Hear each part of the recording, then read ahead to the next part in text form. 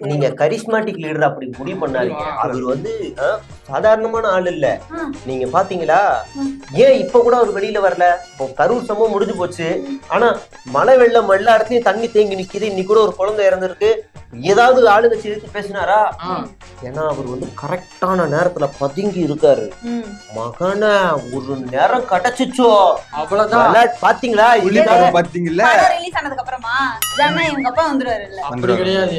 ஒரு சிங்கம் இருக்கு, அந்த சிங்கத்தை வந்து ஆக்டிவ் ஆகணும் என்ன பண்ணாங்க, இங்க ட்ரில் மாஸ்டர் வந்து சொன்ன உடனே சிங்கம் பாயும். ஆனா அந்த ட்ரில் மாஸ்டர் புஷியே வந்து இப்ப நீங்க அறிக்கை விடாம இருக்காரு மலைக்காக. எதுக்கு எல்லாம் வேற அதெல்லாம் சொல்லக்கூடாதுங்க. அது வந்து சஸ்பென்ஸ். ஆமா, உங்களுக்கு தெரியுமா ராகுல் காந்தி வந்து கரூருக்கு வராராம். நீங்க இங்க வந்துருங்க, நம்ம 2 பேரும் மீட் பண்ணி இதை எப்படி சால்வ் பண்ணலாம்னு பேசலாம்னு சொல்லியிருக்காரு. 3 மணி நேரம் உங்க தலைவர் கரூருக்கு போவாரா? ஒருவேளை அது உண்மையா இருந்தா அது வந்து போவாரு, வரட்டும். அது வெயிலா மழையான்னு பாக்கணும். அப்புறமா தான் நாங்க அது முடிவு பண்ணுவோம். அதெல்லாம் அப்படி எல்லாம் எங்க தலைவர் விட்டுற மாட்டோம். மழை வெயில தாங்க கூடாது பாடியா அது என்ன நீங்க அப்படி பேசி குளிர் காலம் வருது. ஆமா, நல்ல எவ்வளவு வயிற்றுச்சல் தெரியுமா? கரெக்டா அந்த ஊட்டியில மட்டும் 2 நாள் போட்டிருந்தாரு அந்த ரூட் மேப் படி.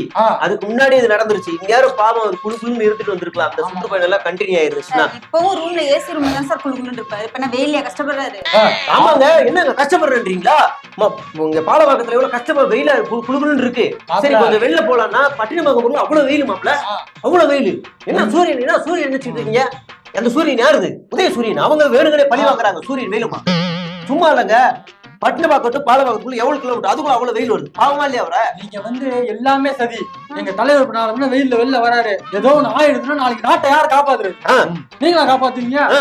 மனுஷன் கருத்து போயிருவாருல அப்புறம். ஆமா, அதனால நீங்க வந்து சாதாரணமாலாம் அவரை நினைச்சிடாதீங்க. மழை வெள்ளத்துல அடுத்து நவம்பர் மாசமே எது வந்தாலும் அவர் பதுங்கி வீட்டுக்குள்ள இருப்பாரே தவிர களத்துல இறங்க மாட்டாரு.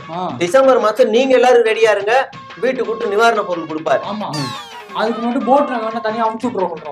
ஒரு டவுட், ஓட்டு போட அவருக்கு ஓட்டு போடவாது வெளில வருவாரா, இல்ல பூத்த கொண்டு வந்து வீட்டுல வைங்க நான் எனக்கு ஓட்டு போடணும்னு சொல்லுவாங்க? அவ்வளவுலாம் நீங்க கஷ்டப்படணும் அவசியமே இல்ல. பூத் எல்லாம் கொண்டு வேண்டாம், ஒரு மிஷினை மட்டும் கொண்டு வாங்க போதும். இவிஎம் மிஷின் மாப்பிள ஏதோ ஒரு சனியாது, அதை மட்டும் கொண்டு வாங்க. எங்க தலைவர் வீட்டுல இருந்து ப்ரொடக்ட் அப்படின்னு அமுக்கி விட்டுருவாரு. அவ்வளவுதான் போதும்.